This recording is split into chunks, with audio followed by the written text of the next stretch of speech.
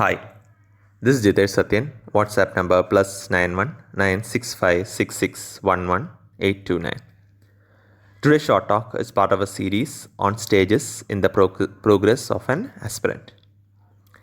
We'll cover the following as part of this series: 10 bulls of Zen based on pictures of Kakwan, 10 ox herding in Zen based on pictures of Subun, the elephant path in Mahamudra tradition, Sapto Lhasa or 7 stages in Parashurama Kalpa Sutra, general progress stages in Hinduism, Christianity and Buddhism, Tantric Devatas for stage progress with Tantra. The key message is not to be let down at a specific stage of spiritual progress, as everyone makes progress only with practice. We completed 10 bulls of Zen based on pictures of Kakwan and now discussing 10 ox herding in Zen based on pictures of Subun. The stages of meditation practice is explained, in which the mind is represented as the ox. This is similar to the 10 bulls of Zen. Hence, it is recommended to first listen to that talk. And the level of explanation is reduced because this is better understood after listening to 10 bulls of Zen. We discussed stages 1 to 4 in the previous talk. Stage 5, tamed. Verse. Under the green willow tree and by the ancient mountain stream, the ox is set at liberty to pursue his own pleasures. At the eventide, when a grey mist descends on the pasture, the boy wends his homeward way with the animal quietly following.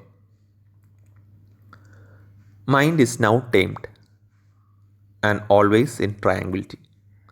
The mind now is a tool to experience self. The home is the root or source, which is the true nature of self. The mind remains fully focused and follows the attempts to return home.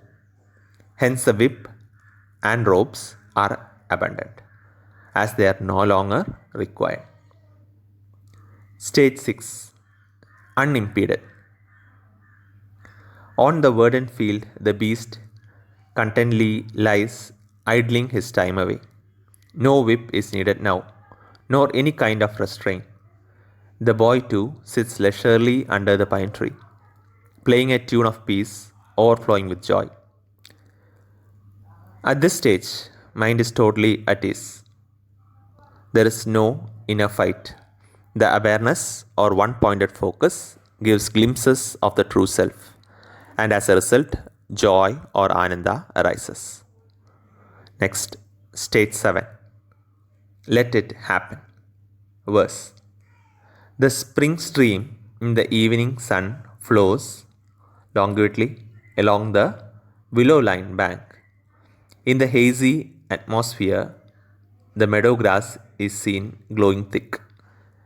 When hungry, he grazes. When thirsty, he quaffs, as time sweetly slides, while the boy on the rock dozes for hours, not noticing anything that goes on about him.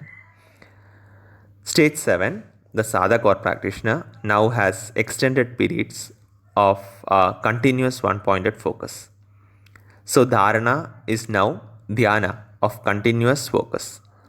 The mind as ox still exists separate from the self, though no specific focus is given on mind. This is shown by in the picture as well as in the verse, that the person does not have to specifically show any attempt in order to control the ox. So there is no specific focus is given on mind. External distractions does not impact the meditator. So again, the verse clearly brings that out. When hungry he grazes, when thirsty he quaffs, as time sweetly slides, while the boy on the rock dozes for hours, not noticing anything that goes on about him. So same thing is discussed. The mind as ox still exists separate from self, though no specific focus is given on mind. External distractions now does not impact the meditation.